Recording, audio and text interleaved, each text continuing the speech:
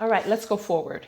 So when I was booking my ticket, Master Chaz told me that the sun comes up about 7 a.m. If my flight is at 7, that we'd have to leave at 5 because he says it's a 2-3 hour drive. He said that it was a 2 or 3 hour drive from where we were going to be in Imo State to Owerri.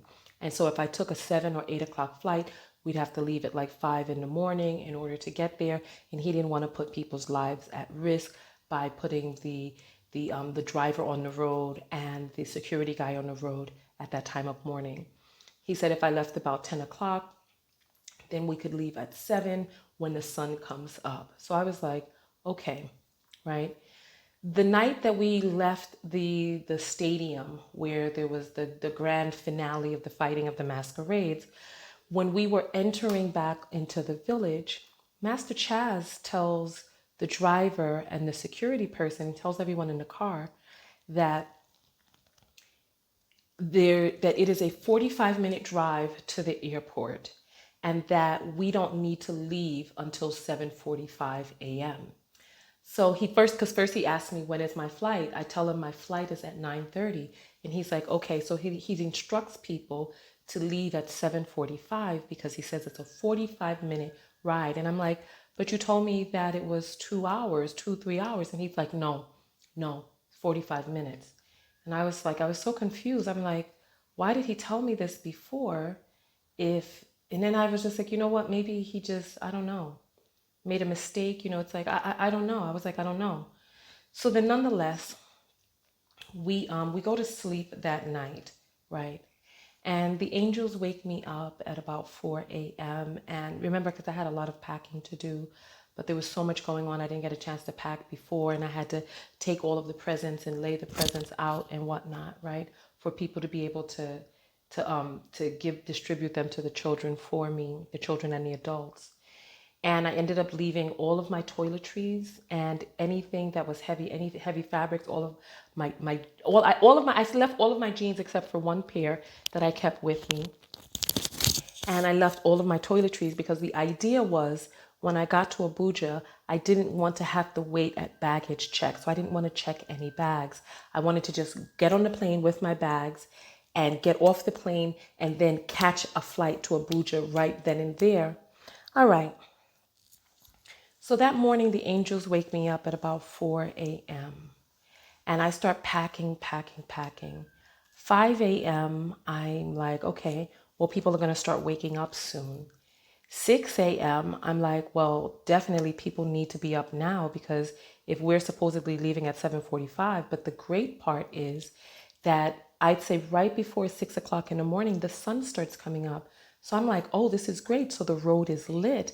It's like, so now we can drive on the road. And I'm like, I would rather get to the airport early and sit there than to, have any type of issues because I'm thinking to myself, the roads in Imo State are really bad. Like anybody who's ever been to Imo State will know. And it's like, I couldn't even film for the most part in Imo State because there's such deep potholes that it was like the camera would be dropping. It was just, the car was like literally going up and it's like so nonetheless, I was like, it's better to get there early. 6 o'clock, I hear no stirring, no one is awake. And I'm like, wow, what's happening? Because you know what, I come from a military family and my father is always extra prepared. My father starts packing weeks in advance, sometimes months in advance, just putting little things in slowly but surely. And then when it's go time, my father is super prepared. So that's what I'm used to, right? So when 6 o'clock comes, I'm like, well, you know what? Let me just give people, because you know what? A lot of us women, we want to rest in our feminine. And especially when you're dealing with men who are taking care of you and taking care of things, you want to rest in your feminine. But I'm like, okay, well, time is starting to tick. So I wait until 6:11 on the dot. When 6:11 came, I said, I can't wait any longer. The sun was already it was already bright out. So I went to the assistant, I knocked on his door and I'm like, well, listen, it's time. Let's start getting ready, right? Because I had already made it up in my mind. I'm like, I want extra time just from the preparedness that I'm used to as a human being, right? So I get the assistant to get up at 6:11. He gets up and he's like, oh, I'm awake. I've been awake, right? And I'm like, okay. So he goes to the bathroom to freshen up, and it takes him 15-20 minutes to get ready. I take all my bags down myself, and I'm looking for Chaz. And Chaz is nowhere to be found. I'm like, surely Chaz is taking care of all of this stuff. How no one was awake, right? So I'm like staying on top of the assistant. I'm like, let's get the guards up. Where are the guards? And he's like, oh yeah, let's wake up the. And I'm like staying on top of him. Where's the driver? Which car are we taking? This, that, and the other. And I'm like, where's Chaz? Right? And so I'm like, listen, wake Chaz up, because I had Christmas presents for Chaz. I needed to tell Chaz, that where the presents were. I needed to let him know which bag had my toiletries and my fabrics in it, etc. Because one of the things that they were doing is they were putting all of our luggage on the back of the Hilux, and then it has like all of this red dirt. So because the bag has fragile stuff inside of it, like my Ankara, I'm like, I need to show Chaz which bag is which so that he can make sure that he stays on top of it, right? So nonetheless, I'm like, well, please wake up. He's like, Chaz is sleeping. So I'm like, please wake up Chaz, wake up Chaz. Editing, and I just want to add that I didn't know where Chaz slept. I didn't know where he stayed. I knew the general direction of where it is that he stayed, but I didn't know what house he was in. I didn't know where it is that he slept. So if I had an emergency, I would not have been able to reach him. If I needed something, I had to go through several other people. And honestly, that's part of the reason that I call him Master Chaz, because there were so many levels of separation that it felt like I was just, you know what? We'll talk about that in the dedicated Emo State East breakdown video. Right, because and also I'm leaving. I'm going to another country. I'm his guest. I'm leaving. So he's like, okay, I'm trying to wake him up, but he was like, Chaz wasn't stirring. Now remember, Chaz's phones are not working. My phone is not working. My internet is not working. So I'm pretty much without communication. It was Christmas. I couldn't even call my father. I couldn't call my nieces, my family. I couldn't call anyone, right? So nonetheless, right, I'm staying on top of the assistant. Come, let's wake up. Where's the driver? This, that, and other. Staying on top of him. So he's like going inside the driver's quarters, going the security quarters, trying to find out which security guard is coming with us, and this, that, and the other, right? All right. So then Master Chaz rises, I'd say about 6:40, right? I give him his presents. I let him know where my bag is with the cloth, and he's like, oh, because I wanted to store the bag inside of the car out of the way, so that way it's already in there, nobody has to worry about it, etc. Chaz is like, oh, just put this up inside one of the bedrooms and we'll grab it before we leave. And the assistant went and put it inside of the truck anyway, and I was just like, I just don't want it to be in the way, because if it's in the way, like I wanted it to be in the trunk. That way it could just be ready to just go. Nonetheless, let's move on. So now it's 6:45, right? The driver is in the car. The security person is in the car. And then the assistant starts getting in the car. And Chaz is like, oh, no. The assistant, he's not going with you all. And I start to panic now, because at this point, now I'm in the car with two men I don't know. One of them is armed. And I'm like, I don't feel comfortable with that. So I'm protesting. I'm like, well, why can't he go? And he's like, no. There's stuff over here for him to do. There's stuff for him to do here. And then I personally started regretting pushing so hard to wake him up, because I'm like, if you hadn't been awake, then we would have just gone and we would have just done our thing. But now Chaz is like, oh, get one of the other guys, like one of his other guy peoples to go. But those are still guys that I don't really know either. I've only seen them once before that trip. And so I'm like, well, if it took, because like Nigerian men are different than American men. Like they do their grooming and all this other stuff. The assistant, it took him 20 minutes to do his grooming and his freshening up to get ready. And so I'm like, it's 6:45 now. And now he's like, wake up another guy so that the other guy can come instead of the assistant. And I'm like, that's going to be another 15, 20 minutes. So I'm protesting, right? And then Chaz relents and he's like, oh, he's like, okay, fine. You know, he'll go. But I'm just like, I had a feeling about that. And I was like, I don't know, something just, I don't know. But nonetheless, so we start driving, right? We start driving, and the driver starts turning left towards Anambra, right? And the assistant at that moment just got his GPS to catch a signal. And he's like, no, we've just turned the wrong way. He's like, that's towards Anambra. We need to go towards Owerri. Because remember, we had been commuting to Anambra to go to like the festivals and all that other stuff. Because like the festivals were in Anambra State. So then I don't know if the driver was just used to making that left turn or whatever. But the assistant was like, no, we need to go this way. Right? And as his GPS is kicking up, the GPS says that it's a 2 hour and 30-minute ride. And my stomach just sank. I'm like, it's 2 hours and 30 minutes, which lines up more along with what Chaz had told me before when I was booking my ticket. He said 2-3 hours. So now I'm thinking to myself, it's 6:45 that we're leaving, 7:45, 8:45, that's 2 hours. Plus 15 minutes leaves us at 9:15. My flight is at 9:30. So I'm like, is 15 minutes enough to be able to get through the checkout point, all of the checkpoints, etc. You know, the TSA checkpoints, whatever it's called in this country, right? So I'm like, I'm panicking. My stomach is all crunched up. My intestines are feeling impounded. And I'm like, I'm not missing this flight. I'm not missing this flight. As I predicted, the roads were so bad. Like the divots and the craters and like these are more than just potholes.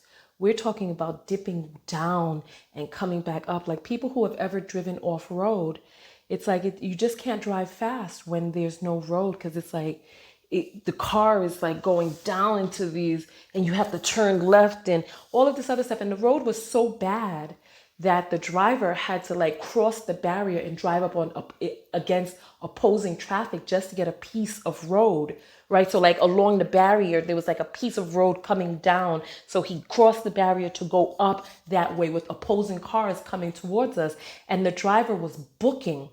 And we didn't have a siren in the hillocks. And yeah, we were in the hillocks. We didn't have a siren. We had the flashing lights, but there was no siren. I don't know if the sound had blown because we were using it too much. I don't know. But we had no siren and we were doing the very best that we can. The driver was booking it. He was booking it, just driving as fast as he could with all of the bumps, etc. And I'm thinking to myself, these roads are so bad that even if it was it would have had to have been 15 minutes away. Like to estimate that it was a 45-minute drive, it would have had to have been 15 minutes away. And I'm like, why would Chaz say that it's 45 minutes? And why did no one correct him? Because I'm like, I was asking him, I'm like, how is this possible that you told me? And so I was thinking maybe before he told me it was 2.5, but it was really 45. Because, you know, sometimes you tell people different numbers to be able to give yourself space or whatnot. So nonetheless, right, the driver is booking it. He's booking it. Right, driving as fast as he can with the road conditions. The car is bumping up and down. It's madness, right? Then we get to this checkpoint, this army checkpoint, this military checkpoint, and we have the flashing lights, but we have no siren. So there's people that's just piled up in this line. I asked the assistant to look at the GPS, and the GPS says that Airport Road is right next to us this way. And I'm like, well, shouldn't we be turning left right here? And he's like, no, that isn't the way. That isn't the way. And I was like, but it says Airport Road. You're telling me Airport Road doesn't lead to the airport, right? And so now we have to wait in this checkpoint. And I'm like, look, it said, and he's like, no, that road is bad. That road is bad. You can't drive down that road. So I'm like, okay, well, so we're just waiting there, nervous. We get through the checkpoint, right? finally, after all of this time, we get through this checkpoint and we're driving. Because I'm like, according to the GPS, you had to drive up, turn here, come back down, this, that, this, that, and that. And I'm like, why go through all of those turns when it's just a straight shot? But I was like, you know what? Let me trust. And so we drive through the checkpoint. We start driving up, looking for the road to turn on. And there's no road to turn on. Like all of the roads are leading to people's houses. And the one little road that exists there was like a dirt road with the divots and all that other stuff inside of it. So then we had to turn back. We had to make a U-turn. And guess what? We had to drive back through the checkpoint. Now we have to wait again. It got so bad waiting in line that the armed guard had to get out and start asking people to please move over because we were waiting in such a long line, right? And I was just like, this is just unbelievable. So then we get back through the checkpoint and we get to Airport Road, the same one that I had seen on the GPS. And the assistant starts arguing with me. Oh, that wasn't the road. I'm like, this is the exact road, because they had like a billboard on that corner. And I remembered the billboard. And plus, it had the name Airport Road. And he was like, oh, well, he was just arguing with me. And one of the things that I find is here, people will state with assurance, like he stated with assurance, oh, that road is bad, rather than just admitting that he doesn't know or he doesn't know what's going on. He stated out loud that is what it was. And I was like, okay. But it wasn't a bad road. It was a good road and it was a straight shot. And we hightailed it. So what ended up happening is because the driver was speeding the way that he was, going up against the wrong side of the road and all this other stuff, we were able to get there at just around 9 o'clock, right? So it was like the time was like stretching past 8 o'clock, past 8:30, up to 8:45. And then with the checkpoint and all this other stuff, we were creeping right upon 9 o'clock. So then we got to the airport and I was so happy. I was hugging the guy with the gun butting all up against me. I was just so happy. I gave the driver the biggest hug, hugged the assistant. I was just so happy to be able to make my flight. But all along, something just was nagging me in the back of my head. I'm thinking, was this a calculative faux pas? Because one of the things that I did, like I heard people joking, F Ghana, the East is where it's at. This is where the real party is at. They were like, F Ghana, nobody wants to go to Ghana, this, that, and the other. And I was like, no, I paid to go to Ghana. I want to go to Ghana, right? I want to see Ghana, right? And I mean, it was hard to be able to leave without being able to give out my presents. But my mission was to get to Accra. So nonetheless, I get to Abuja, and luck would have it. Oh goodness, the angels were on my side that day. The flight that was sold out, 2 people didn't show up. So there were 2 seats on the flight. I had to pay, it was like 57,000 Naira, which is like $175, something like that, in order to be able to change my flight. So I paid $175 to be able to get on a flight that day to get into Accra, because that was the day Afro Nation was starting and Burna Boy was performing that night, etc. So I was like, I want to get in that night, right? Nonetheless, I get in and there's confusion with getting picked up at the airport and all this, that, and the other. Excuse me. And what ended up happening is I ended up waiting far too long for an associate's friend who was coming to pick me up. Like I wasted so much time waiting for people who said that they were going to take care of me. And I could have just taken care of myself. The airport in Accra is a lot different than the airport in Lagos. You could call an Uber. And here's a tip for people, what I ended up doing, because I was waiting too long. So I ended up catching an airport shuttle, because I put in to catch an Uber from the airport. But sometimes prices for cabs, etc., are more expensive at the airport. And they have airport shuttles that will drive you to hotel locations which are near the airport, right? Or wherever they are. But you jump on these shuttles, it'll take you to the hotels for free. And then from there, you can catch an Uber to wherever it is that you're going, or catch a car, a taxi, or whatever from there to wherever you're going. And the prices are usually half, if not a quarter of what it was to catch an airport ride. So nonetheless, so I get to a hotel. My phone is dying at that point, so I'm charging up my phone. I speak to an associate of mine who I met up with in Nigeria. I don't want to name any names because I don't want to name any names. And she was like, "Oh, you can come through. My friend has a room that she's renting on Airbnb. She Airbnbs out her room." So I was like, "Okay, cool." So I take a taxi ride to where she is. I go to the apartment, and the apartment is really muggy in Accra. It's very humid. The apartment is muggy, no AC, and they have mosquitoes flying around. And I'm frightened myself because I had just gotten the yellow fever vaccine. Like, Ghana is very on top of making sure that you get your yellow fever vaccine. So I got the yellow fever vaccine at the airport, but they tell you it doesn't kick in for 10 days. So I'm like, I really need to avoid mosquitoes in Ghana for at least 10 days, right? So there's mosquitoes, there's no AC. And then the girl was telling me, well, she told me it was only $30 for the room. So I'm like, okay, let me book it from Airbnb so that way, it can go through the system and all that other stuff, right? And she's like, well, the room isn't listed on Airbnb. And I'm thinking to myself, why are you saying that the girl is renting out her room on Airbnb if she really isn't, right? So the girl is like telling me, oh, there's so many other ways to send the money. And remember, we talked about this with the whole seamstress situation. It's important to be able to read reviews as well as leave reviews. And I'm like, circumventing the Airbnb thing was really kind of for me. So then anyway, I tried to send her the Cash App that night. And I thought it was taken care of, but then she starts coming. Did you send the $30? Did you send it? Did you send the $30? Is it sent? Is it sent? And I was like, yeah, I sent it. And she's like, I didn't get it. It should be instantaneous, shouldn't it? It should be right. And I was like, well, I sent it. So I go to look in the Cash App thing. Apparently, Cash App blocked the transaction, right? So I was like, okay, I'll send it PayPal, right? And then I sent it PayPal. PayPal blocked the transaction as well, but I didn't realize that till the next morning, because the next morning, let me tell you, this is right before I go inside the room. The girl tells me that there's no hot water in the room. I'm like, okay. I go to take a shower. There's no towels either.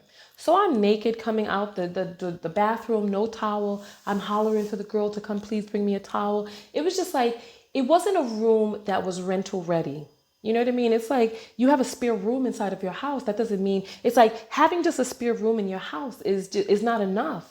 It's like, are you renting out this room because you want to make money or because you want to provide a service? So it wasn't Airbnb ready with no AC and no hot water, no towels, no rug on the floor, nothing. So I'm like, okay, you know what? Let me just, it's only for one night because I had the hotel room booked for the next night. I'm sorry this story is so long. And I'm just like, it was just very taxing on me. So I was not filming because it was so taxing. And I'm telling this story now because I feel like I owe you all the occurrences, because there's learning lessons in this for me as well as for you. So nonetheless, the next morning comes and I'm like, okay, wonderful. I get to, because all of this time, remember, I don't have a SIM for my phone. So I'm dependent on her Wi-Fi to be able to use the internet, to be able to check a hotel, to be able to get an Uber and all this other stuff. And then she just turns off her Wi-Fi, or it just goes off in the middle of the night. I wake up in the morning with no ability to get online. So it's like I just have this dummy phone with no ability to connect to the outside world. I can't use the phone. I'm then late in the morning, the signal comes back, and I'm like, finally, thank goodness. So I'm able to get in touch with the associate's friend, who was then going to pick me up and bring me a SIM card, right? I go to leave the property. The gate is locked. I can't get off the property. And I'm like, okay, well, my ride is coming. I need to check for the ride outside. And here they go again. Now the girl is in on it, my associate.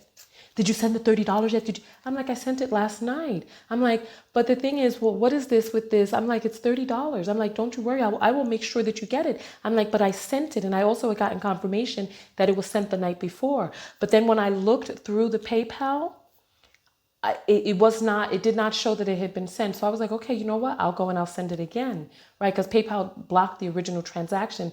Because when you're like traveling in West Africa, Nigeria, I guess, and even in Ghana, there are things that come up as high fraud alert. And so nonetheless, so like even when I was in Nigeria, I couldn't even get any of my cash apps to go through while I was using a Nigeria IP address. I could not even see that I had received cash apps. But nonetheless, it's like I can't get with the property, and here they go. And my associate is now like, because I don't want her to think that, you're trying to get over or scam her or this. And I'm like, scam over $30? I'm like, listen, please, I'm like, I promise you I will take care of this. But that situation, it shifted something inside of me. That whole situation just shifted something inside of me. And the whole lesson, I guess, for all of us is, ladies, please open up your mouths and speak. It's like one of the things that I found out here in this region is that sometimes we'll think that people are doing things to help us, but they're really looking out for their people. They're referring people to you in order to be able to get the money to flow to their pals or to get the connect or the hookup for their pals. But it's really not about what's best for you. It's about what's best for their agenda. And so, ladies, speak up. Open up your mouths and talk.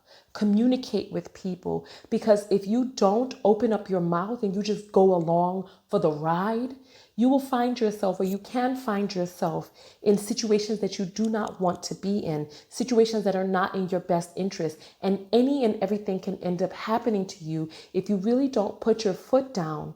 And I know that it's not a very feminine thing to do, but until you vet your sources, really truly vet your sources and vet the people who are taking care of you, then you never really know what the true situation is outside of what it is that you can see. Because sometimes there are many, many different layers to a situation, and you may not be privy to exactly what is truly going on. So I told this whole story to tell you to open up your mouths, speak up. Sometimes people will try to gaslight you, but hold fast to the truth. Know what the truth is. Know what it is that you've been told. Know what it is that has been relayed to you. Like the situation with the guy. He told me 3-3 for as many clothes as I wanted to wash. Then all of a sudden now there's some confusion. This is why it's important to get on the same page, write things out if you need to, spell things out so that you can understand, and so you can understand what people are telling you, so that there's no switcheroo coming after the fact. So that's my whole thing. If I had stayed silent, if I had stayed quiet and just waited for other people to take care of me, I would have missed that flight. I would have never made it to Accra, because I would have been stuck in the East, because there's only one flight a day. There's only one flight a day. And if I didn't go and physically wake people up and get and organize that whole thing, and it's like, when you're telling people what to do, it's a very masculine energy thing. And it's not an area that we like to be in. However, you have got to do what it is that you need to do until you've vetted the people and they have a track record of being able to allow you to sit back and rest. Until then, listen, and I want your point of view. What do you think? Because I'm still confused as to why things went down like that. I was in a car with 1, 2, 3 other people, and only one of them had GPS connection. Only one of them. And the person who had elected to take care of me was attempting to send me off in a car with 2 people who didn't have GPS and 2 people whom I did not know. And I find that really confusing, because so Chaz he's been amazing. He looked out for me when I first got on the ground, right? I don't broadcast things that are very, very close to my situation, right? I broadcast things that are on the periphery. So when I was in some of these other situations, I kept some certain things close to the chest, close to the chest, because I like to, before I put certain people on my airwaves, like you all will notice that I've been broadcasting for 12 years. You have not seen you have not seen people who are inside my inner circle. You haven't seen those people until those people have been vetted. Now, if I'm traveling and just kicking it or whatever, I don't mind putting people on the airwaves who want to be broadcast. But when it comes to people who are closely inside my inner circle, like you don't see, like if you look on my social media, you don't see my friends, you don't see the people that I communicate with privately, the people that I have personal close relationships with and stuff like that, and people that I'm just getting to know in my personal life. You don't see those things. I vet people out, and I disperse information very sparingly. Like if we're going to talk about me and vlogging and all this other stuff, I open up and talk about that stuff. But so anyway, so Chaz, he looked out for me in certain ways when I landed. That's why it's so confusing as to why things took place like that when it was time for me to leave. I don't know if it was just a mistake in timing. I really don't know. I don't know. I know how I feel on the inside. You know how it's like, you got to listen to your instincts. I know what it is that my instincts are telling me. And I want your point of view. Maybe some of your instincts are saying the same thing as my own. So listen, on that note, I'm going to get out of here. I hope that I told this story as neutrally as possible, because I don't want any beef. I really don't. I just want to tell the story. And continue on with the vlogs, because I haven't been vlogging because I did not want to. I don't want to. I just want to be very careful with how I tell this story. Anyway.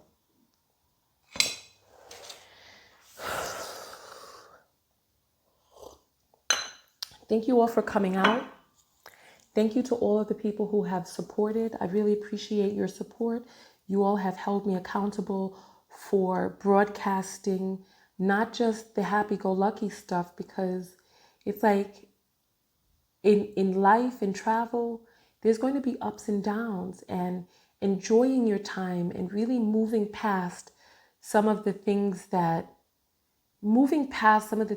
kind of try to drag you down is a choice to continue to smile and vibrate outward. It's a choice. It's a choice to continue to throw that backpack on your back and keep putting one foot in front of the other. It's a choice. And so on that note, I'm going to jump out of this video. Thank you.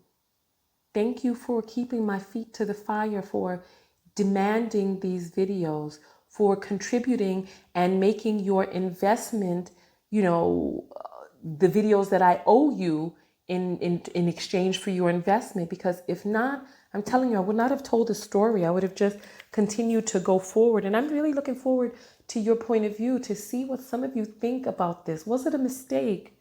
Was it orchestrated? Was it deliberate? Was it a setup? I don't know. I'm confused myself. I know what my inside gut is telling me. I'll see you all in the next video. Make sure that you subscribe and turn on your notifications.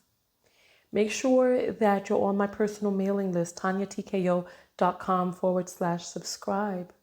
Make sure that you get my notifications. If you've been subscribed, make sure that you come back every day so that you can see the videos. Now that I've gotten this story out, I'm going to start cranking these videos back out again. It was just this story that I was a little apprehensive about telling.